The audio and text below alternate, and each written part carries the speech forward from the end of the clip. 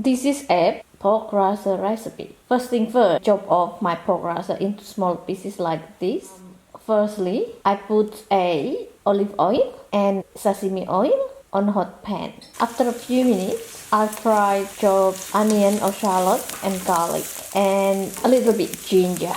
Fry them until brown color, and then I add a salt, sugar, stirring well.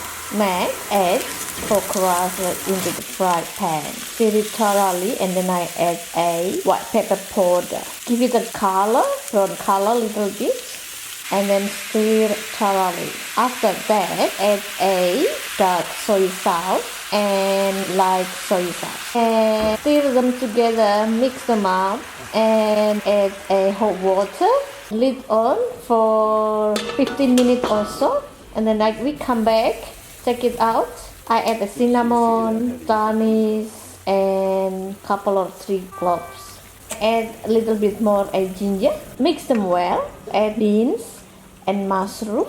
Mix them up together, and then lid on for another 10 minutes or so. Add a sugar, or you can use a maple syrup or honey too. And then lid on back for another 15 minutes or 10 minutes or so.